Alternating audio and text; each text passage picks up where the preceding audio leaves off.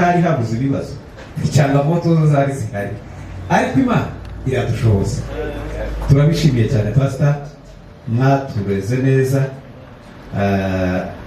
aho bigeze tworera abandi, habe n'imyaka dufite bitwemerera tworera abandi, habe niyo mwopfa ntimugenda mufite ubwoba ko nta bandi bantu musize bari inyuma yanyu.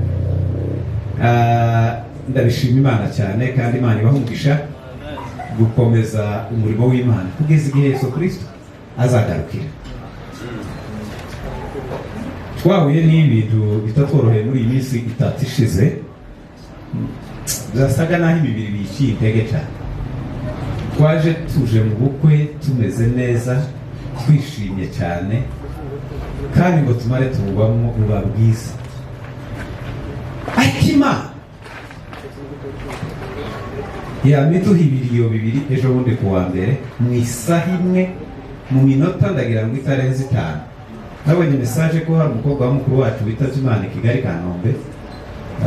Ako kanya umwana twari dufite yadukikaniye mu biganza bye na n'uyu musore Cyubahiro, kuko tuvuze numva bisa n'ibiduciye iteke kubwo imibiri ubugingo bwo ntibwahungabanye, ariko imibiri yo yaravufuse. Tugira n'ubwo buremere bwo gukora ibiriyo bibiri, tukabanza tukavugana n'abaririya tukareba uko abantu bajyayo, kugeza uyu munsi turi gushingura. Nabwiye Pastor Simon ko ushobora kuza kinze kubera izo bibazo zose, ariko ndashima Imana ko Imana ni umukozi w'umuhanga. Imana ishimwe ko yaduhaye ubukwe ngo yangize uduhibiri, nuko Imana giteye. Imana ishimwe ko ari kwisikora, kubera ko Imana si umuntu utanga ikintu kimwe gusa. Uko nako twarakumenye ko ari kwiteye kandi zikora, navyo tuza tuzishimira, kubera ko turi abakristo twamaze kumenya iyo abo bantu baba bagiye, tugakomera kandi tugasubizwa mu imbaraga. Bwana Yesu asifiwe sana. Timwumva ko Imana yatugiriye neza. Imana izitanga amahasha umuntu akabyara abana babiri umunsi umwe, igatanga n'amahasha y'ibiriyo abantu bagafusha abantu babiri umunsi umwe mu isaha imwe. Kuko ni ukugira neza ku Imana. Niko iteye, niko izigira. Imana ni kuri, Imana ni nziza. Niyo miterere yayo muzoyimenyere mwikunde, niko Imana ibaye. Ibyo rero turabishima Imana yabikoze, Imana kandi igakomeza abantu, Imana ibihimbarizwa. Haleluya. Tugiye kwibukiranya ibyo twaganiriye wa munsi kuwa gatatu. Turamo dukora revision twihuta. Amazina ni Twakabubu wa Faustin, Imbarara muri Uganda, niho dutuye mu gihugu cy'Uganda, yari Imbarara niho dusuhukiye. Naho kubaturaho namwe hano ndi mutuwere huko, naho niho turindiye ko Kristo azagaruka cyangwa agatinda. Yatinda cyane tworo muri Kongo, akazodusanga cyangwa akadusanga handi tuzoba tugeze, bitewe n'imihindagurikire y'isi. Niho turi mba mu itorero bita New Day, bikorera aho ngaho Imbarara, kugira ngo mwene data arahazi n'Imbarara. Mungu akubariki sana. Naho ngaho niho dukorera umurimo w'Imana. Dufite umuryango w'abana 7, n'abakwe 2 n'abuzukuru 2. Bose turabikesha Imana. Nta karyo, si ubwenge, nta buhanga ibyo bisaba. Ni ibintu Imana izigabira umuntu ikurikije uko ushaka. Amen. Ibyo rero turabishima Imana. Imana ihimbazwe. Reka twibukiranye ibyo twavuganye kuwa gatatu. Hano twasize tuhise twahise kuteho ishira. Twavuze amakuru y'ibitaramo. Twari tuvuze ijambo rivuga ngo tugume ku gicaniro. Hari ijambo twasomye muri Yesaya 62. biravuga ngo abantu bibutse Uwiteka ntimugatuze, ntimukamuhwemere ku manywa na nijoro kugeza ubwo azahindura muri Yerusalemu hagahinduka amashimwe. Ijambo riba mu Byakozwe n'Intumwa igice cya mbere, uhereye ku murongo wa mbere, Yesu ategekesha umwuka abigishwa arababwira ngo murindire i Yerusalemu kugeza ubwo muzambikwa imbaraga. Twari tubihereye kuri ibyo turavuga ngo abantu bagomba gutinda cyane mu gicaniro, abantu bagomba gutarama cyane. Twirefera ku batubanjirije, twavuze Aburahamu, Imana yamuhamagaye mu 2016 mbere ya Kristo afite imyaka 75, ava mu gihugu cy'iwabo cyitwaga Uru y'icyo gihe aricyo Iraq, Baghdad ya none. Imana imwerekeza muri Palestina mu gihugu atarazi. Ahageze aja ku musozi witwa Moriya, ahashinga igicaniro, atarama imyaka 100. Aburahamu yapfuye afite imyaka 175 ataramira Imana ku musozi wa Moriya. Bwana Yesu asifiwe. Usanga n'icy'ingirakamaro abantu kuba ku gicaniro. Tuvuga mu gihe cya Mose ataramana n'Imana kuri Sinai, no ku musozi, uriya musozi we yatinzeho cyane ku buryo igihe kimwe yageze azamuka akamara ukwezi n'iminsi 10 ari mu gitaramo hayaganira n'Imana, bakavugana ku manywa na nijoro kugeza imyaka 40 yo mu butayu irangira. Bageze mu gihugu barwanye imyaka 6, Yoshua afata igihugu.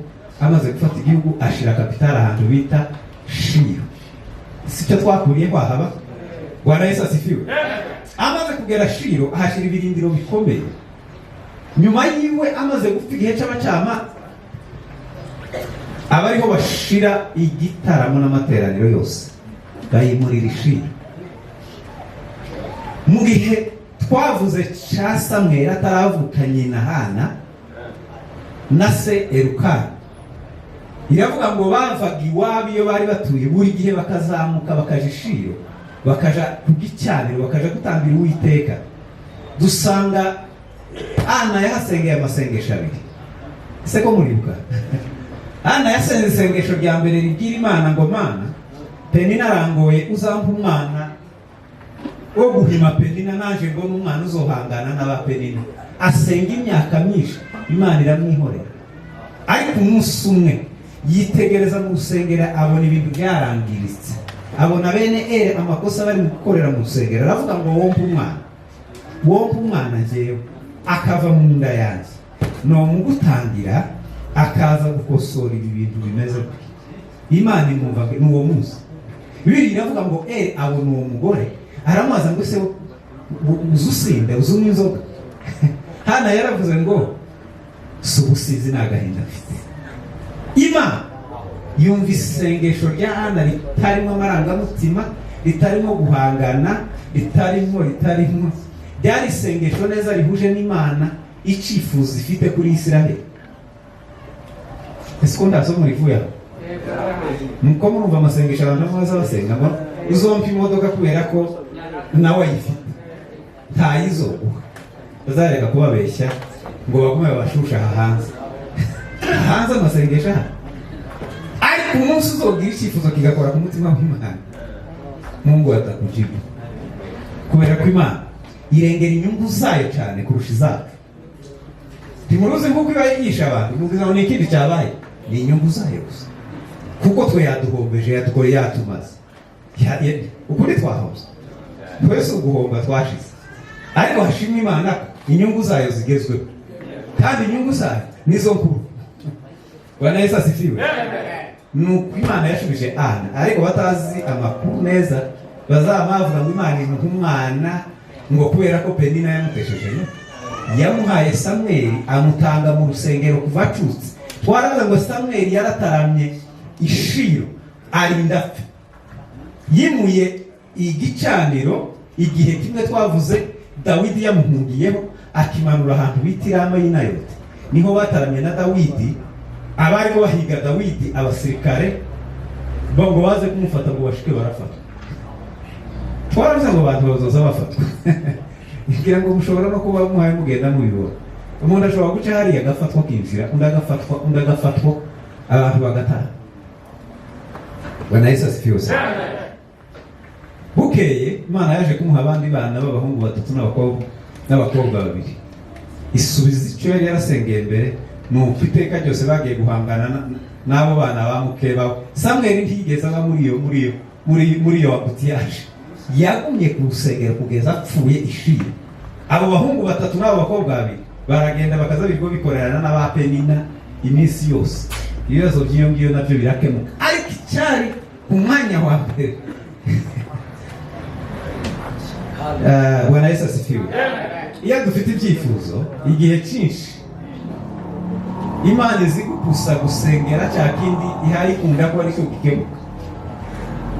None ugasanga arabura mu gusengera ibijyanye n'ibyo wifuza,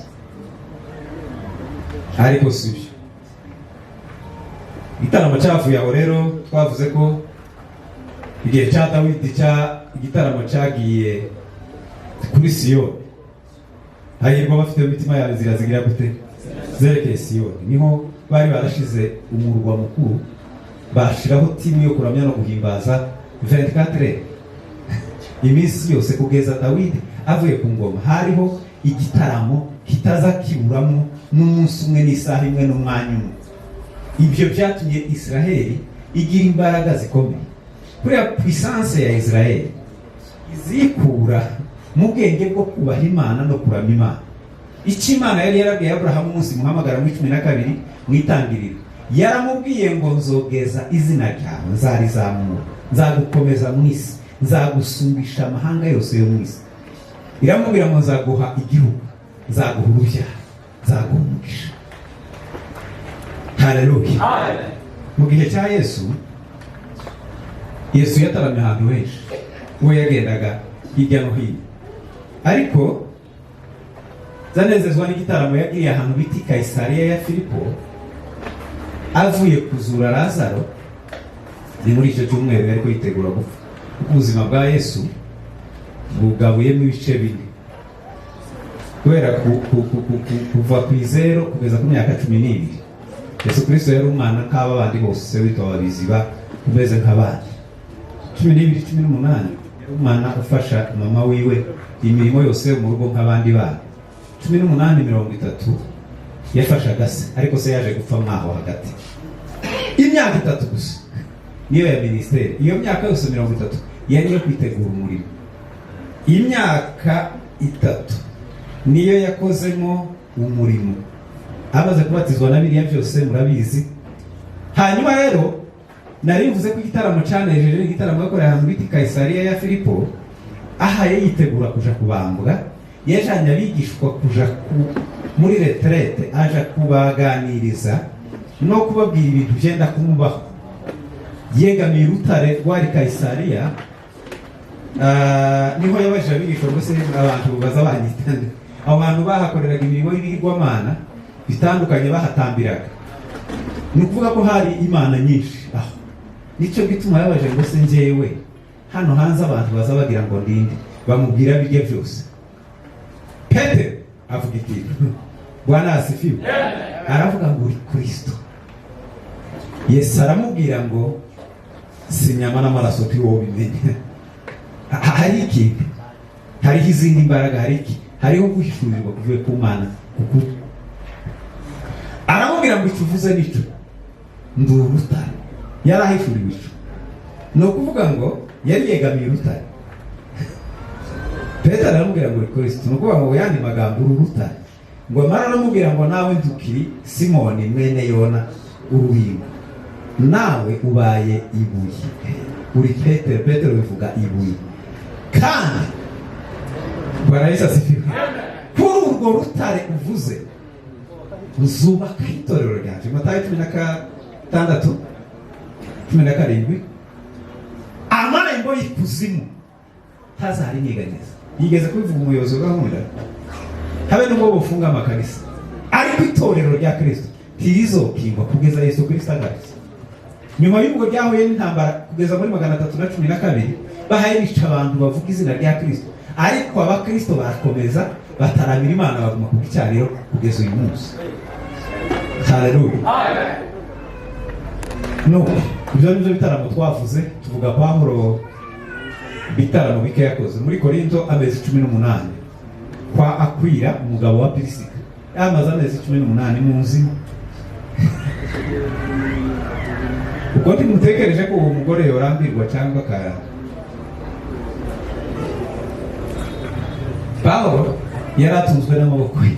Iwe na Akwila bageze badoda amahema bagasiga ifaranga zo guhaha Pirisika agacunga. Uko Pirisika yaje kubakurikira muri Efeso, Pawulo ataramayo amara imyaka 3. Yamaze imyaka 2 yigisha ishuri kwa Tirano, amara ndi bezi 9 ataramye inzu n'umuryango. Yegeze yita gusimba inzu mezo par mezo. Niba ariko babivuga mu Gifaransa gato kigira ibintu byinshi. Akazava mu nzu akinjira mu yindi kugeza ubwo yahinduye Efeso yose amashimwe y'Imana. Asenya ibigirwamana arishamburiye birarangira. Ikigirwamana cya Artemi nibyo muze munyibutsa ibintu bimwe cyari cyarafashe umwanya ukomeye mu isi y'ico gihe. Pawulo yasize abisenyaguye, abantu bose bariyunga kwa Pawulo. Bwana Yesu asifiwe sana. Arahava rero asubira i Yerusalemu, arafungwa, aje i Roma, ubuzima bwe burarangira. Twaravuze ngo tugume ku gicaniro, tutaramira Imana nk'abantu bategereje sebuja, tutitaye ku zindi changamoto ziraha. Tube ku gicaniro, tube ku gicaniro. Niyo makuru twaganira ibushize. Reka dusome mu rwandiko rw'Abikorinto, turebe ku makuru ya none. Imana ibamugisha cyane. Rwandiko Pawulo yandikiye Abikorinto,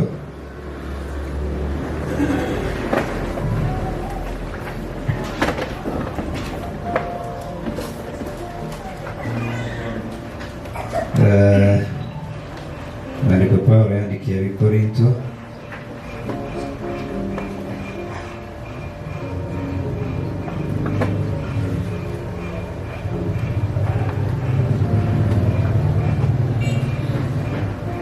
uzi gusoma wandutse asome Korinto ba mbere igice cya 12 umurongo wa 8.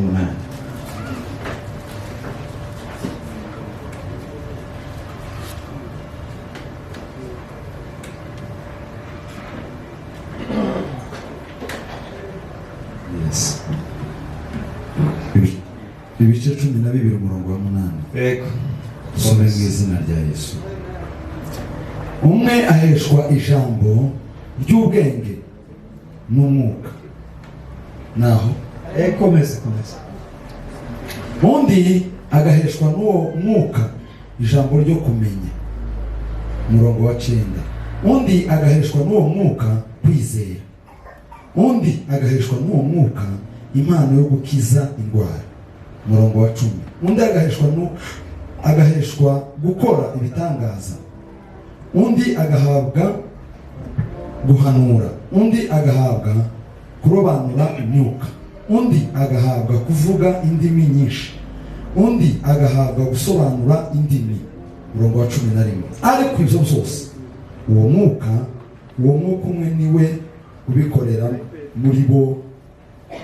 muri bo agabira umuntu wese uko ashaka. Amen. Bwana Yesu asifiwe sana. Tuzamuri Imana icyubahiro. Haleluya. N'aya magambo ntekereje kuva wa munsi twavuze ko tuzongera kuganira. Nifuje ko tuzaganira ku byerekeranye n'impano, kubera ko muri iyi minsi impano zirimo zirakoreshwa mu buryo butameze neza n'ahantu henshi. Ndetse twavuze ngo uyu munsi turasangira amavokabulere menshi atandukanye. Timuze mubona abayumve ko ari beza, siko bimeze. Kigali igitaramo cyane cyitirirwa abayumve baba mu bice bitanu. Ibyo je nagenzwe apana taho nabisomye muri Bibiliya, ariko kubera iminsi maze muri uwo murimo nagiye ngenzura ibintu, sanga mu gice kimwe n'abanyamasengesho nyine barimo. Harimo ikindi gice ni abavuga butumwa, ariko bose bakabazingira hamwe bakitwa abayumva. Sanga mu bindi bice nka bitatu harimo abadeserteri. Se deserteri kirumvikana. Abadeserteri ni umuntu wari umusoda hanyuma akagitoroka adasezeye, kuko si umudemobe ntibaza bamuhaye ikibari cyo kugenda, agatorokana imbunda, agatorokana na uniform. Ese uwo muntu umuhuye wumenya ko atari umusoda w'igihugu cyangwa wubwira ngo niwe? Muri Kenya naho barahari, ndetse ingo nyinshi bazubitse, imiryango myinshi ifite ibibazo kubera abadeserteri nibo bahamagarwa kenshi, ndetse hirya no hino abantu bagatekereza ko bokemura ibibazo, ariko bagatera byinshi birenze wari ufite. Uko kirumvikanye icyo ndakirangije nuko bimeze. Bacikanye imbunda na uniform, iyo muhuye uzugira ngo ni umusoda w'igihugu, ariko si nicyo kibazo gatwagize, bakatwita izina rimwe twese ariko ntidukora umurimo, kubera ko nabo bajanye uniform kandi n'imbunda barazijanye. None se vorme arme, abo bitare vorme arme, abantu bibisha imbunda azaza yambaye igipolisi cyangwa igisirikare. Iyo atambaye igipolisi azayambara igisirikare nijoro, wamubona ukamwita umupolisi w'igihugu kandi ari umubandi. Ni ukuvuga ngo turimo gurupe z'ababandi. Ayo makuru yose ndayatanga muri uyu mugoroba, nta muntu wenda kunyishuza no kunyituza. Ni ukugira ngo tuze dukura confusion mu bantu, bamenye ko ibyo navyo bihari, mubiyoboke mubikunde, ariko muzi ko bihari. Kandi yoza hano beno ntiwobona aho wishaza abantu, ntiwohabona aho ubona ite. Ariko mwarimu yaje hano, nta soko dufite. Soko rifite abadeserteri n'abavureme arme. Sinzi. Noneho rero hakaba n'abandi, hari ikindi gice cy'abantu barashwe bakajorite. Se muza mubabona kandi mu bigo bimwe bya gisirikare bakabashira nk'ahantu bakajorite azaraswe. Uzirinde iteka gupfa kumukurikira, abafite amakari cyane. Hari igihe woje kumwegura ndetse ari wo mu ruhande rwanyu nawe bakakurasa. Bibaga ibyo mbaye mvuga bibaho, kubera ko yaguye ariko agwana imbunda ye. Ese yorasa cyangwa yorasa? Nawe azarasa. Azarasa mu mutwe. Abo uzobirinde cyane. Abo uzugenda mugiye kumwegura kubera impumu mufitiye akakurasa, gatanga urugero. Niho mubyumva neza nyine icyo bita example typique, urugero rufatika. Umuntu ashobora kugwa yarangiza akazaza kukwirega, kuko hari umunyeshuri twaganiriye ushize, mu banyeshuri yigisha harimo abapasitori benshi hafi ya bose. Kira mu Mbarara, ishuri ry'Imbarara abanyeshuri mfite babiri gusa, witwa Kidumu yageze hano, niwe utari umupasitori, n'undi mudamu, abandi bose ni abapasitori. Arambwira ati nagize ikibazo mwari, umuntu aje kunyiregaho gatatu kandi si uwo mu ikanisa nyoboye, kandi akanyiregaho icyaha kimwe, akanyereka ko ninje afitiye icyizere wo w'inyangamugayo w'umufatabanga, sibyo? Uwo mudamu akaza ngo mbabarire naraguye ejo bundi naguye mu cyaha, none nuko agasubira akagaruka. Ndamubwira ati papa wirinde cyane arakurasa mu mutwe. Yes, uko ndabibwira abayobozi kuko ibyo tuza turaswa kenshi n'akajorite zakomerekeye hano, kandi gazarashwe ziri hano. Muzambwira ngo hazaraswa bari inyuma se, hari bazarasiri wiwe kekeresa babande, ariko ku rugamba bazarasa imbere ba advance pata ariko bazari nibo baza baraswa gusa. ntakubata ntakubatererana, ariko ni ukugenda n'ubwenge. Ico kivuge neza, ejo mutazareka umuntu wasitaye akamagenda akarambarara mukananirwa kumwegura ngo yagwanye igikoresho yo kurasa. Uzabikora n'ubwenge, kubera ko nico Yesu yabwiye abigishwa. Matayo 10:16, Yesu yabwiye abigishwa ngo dore mbatumye mu isi, mbatumye ahantu habi, mu masega ajyana mumeze nk'intama.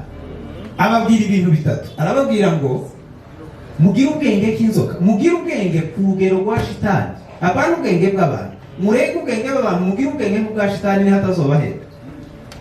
Inzoka ga shitani, kubera ko ari umujyanja cyane. Namwe muzengehe muze mumenya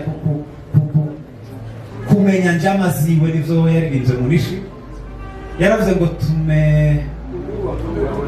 tumegundua ila na njama zake sikuyajua kama ndivyo yalivyo, mpaka roho aliponionyesha shetani anavyojua kujigeuza kama malaika yule wa nuru. Amejigeuza, amekuwa rangi nyingi, amejiingiza kwa siri kanisani. Watu wa Mungu wao bila kujua hata wameanza kumwabudu. Aliparavuga ngo haleluya, tumegundua ila na njama zako, tukuabudu wewe ni nani. Hano hari abantu mukuri bazamamufukana kubera iki? Tutamumenya, kubera ko shitani si mubi. Kujya bazabereka ibicoro kuri televiziyo, shetani ni murembo sana. Niba wa mbere mu bantu beza, ni umuhungu mwiza, ni umukobwa mwiza, kubera ko ari umuriganya. Azaza ari mwiza igihe cyose kugira ngo agukubite hasi, ariko washimwe Yesu watsinze. Iyo umuntu yamenye agasobanukirwa uzutera intambwe. Nuce pastor avuga ko hari umugabo utumwa mutegereje, muzibuke n'umugabo wita Sakindi, muzomutumire n'umwarimu uzi ibintu. Sakindi, Dr. Sakindi, il est docteur en théologie, n'umwarimu Kampala, n'umufumbira hariya, afite ubwenge bwinshi bwo muri Yesu. Azobafasha, turakora niriya. Ibyo mutekereza kubaza kuko uwo yavuze ashobora kugenda afasha abakristo, uko abakristo mukanisa ba mu nzego zimwe mukuba mwakirega mu vocabulaire. Ntimutekereze ngo se topic niye turavuga impano z'umwuka, nishake tuzivuga umunota umwe, ariko dusingirizanye bene ibyo bintu byo dufasha. Yesu abantu bamukurikira barimo ibice bine. Harimo igikundi cya mbere cy'abantu baje kureba ibitangaza akora. Abo ba muri classe ya mbere yitwa mu Kinyarwanda ngo bavyita ngo winurebe, baje kureba ibitangaza. Nibo bagiye ageze cyo bamasubira nta kintu cyabaye, baje gusa kureba amajambo. Habe na hano bazabaza mu gitaramo, baba hano mu materaniro n'aya niyinga, baje kureba amajambo gusa. Abo ni bato wumve ngo bato, cyo gituma baba bakeneye gukuzwa. Hakaba ikarase ya kabiri, ni abantu bamaze gutera intambwe, batangiye gukurikira Yesu ku buryo aho agiye nabo bazabagenda. Bari mu ishuri rya kabiri ryitwa kurikira. Abo ngabo bagarutse mu isura ya 6 ya Yohana. Mu isura ya 5 Yesu ndimuzi ko yagaburiye abantu 5,000. Apana abantu 5,000, sorry, yagaburiye abagabo 5,000, ariko abayuda bagira kamere. Twarabisobanuye ejo bundi hano igituma abayuda batazavuga amazina y'abagore, ariko turasa n'abayuda. Habe natwe tuzi nyine aya bakaka na bakakuruza barayuze. Twaravuze ejo bundi ngo abagore b'abayuda bakuze ibitangaza n'ibintu bikomeye mu isezerano rya kera, ariko ntibaruha babandika, ntibaruha baricisha.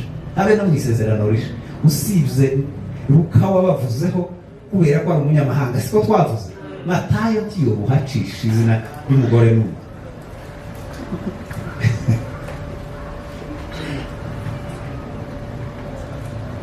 Bwana Yesu asifiwe.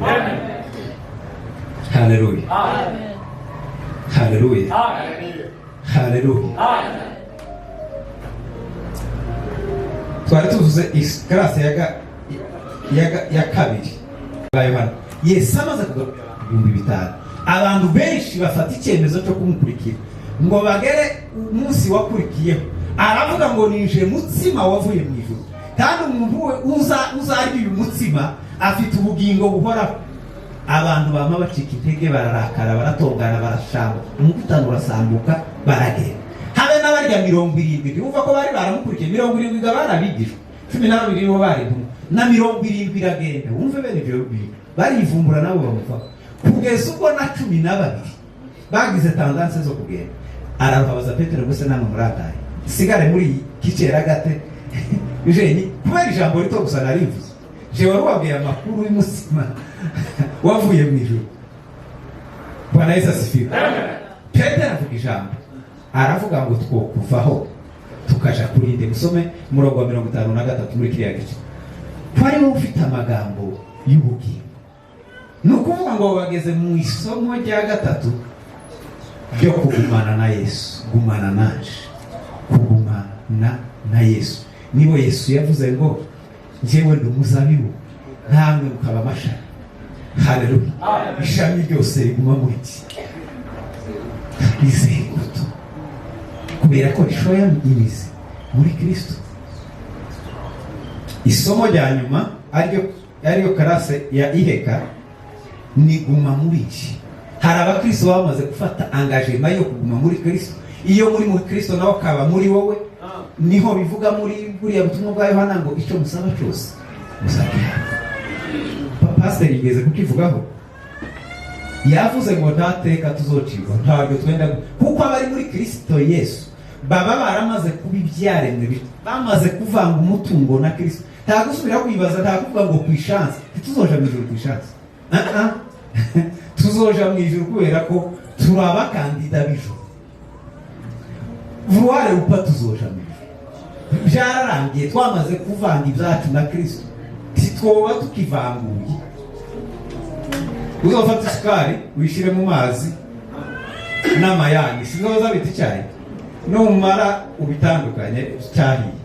Ese wowe ukikwemwa amazi ugashira mu gakombe isukari kwayo, amayani yoba kikwemerwa kwayo. Uko niko tumeze muri Kristo Yesu. Umuntu ntaba agifite natire ya kamere ye, uba wamaze kuvanga natire yawe n'iya Kristo, bikavangirwa hamwe, nibo bitwa abakristo. Bwana Yesu asifiwe. Abo gandi baba bakiba desertere n'abademobe na nabo twavugaga hari. Haleluya. Bwana Yesu asifiwe. Twari tuvuze impano. Pawulo yaravuze ngo umwuka n'umwe, ariko agatanga ku bantu impano zitandukanye. Bamwe baza bahabwa impano y'ubwenge n'uwo mwuka, abandi bagahabwa iyo kumenya n'uwo mwuka, abandi bagahabwa iyo guhishurirwa n'uwo mwuka. Siko twasomye. Abandi bagahabwa iyo kuvuga indimi, kujyaga kuvuga kukundi n'intumwa n'impano. Hari n'abantu baza batakushaka kubitindaho, wese kuriye ngo kuvuga kuri ruga nabyo uze gusoma ibyanditswe, pana gupfa kuvuga amakuru yawe ugatorera. Kuvuga kundi ni impano umwuka azatanga. Gusobanura izo ndimi ni impano y'umwuka. Kugenzura imyuka n'ubuhanuzi ukabikwa ibiyunguru nayo ni impano. Bwana Yesu asifiwe. Sindi buvuge impano ni birebire. Gusa iyo umuntu akijijwe, reka kujya kuri umuntu akoze ubukwe. Iyo umuntu yakoze ubukwe baza bamuha zakado, ko ndabonaga niposho ko bari ko bagira. Ese bamuhaye zakado, mugiye kumuha zakado mwamufungiza ashaka cyangwa mwafunze izo mushaka? Kuko nanje barayifungiye.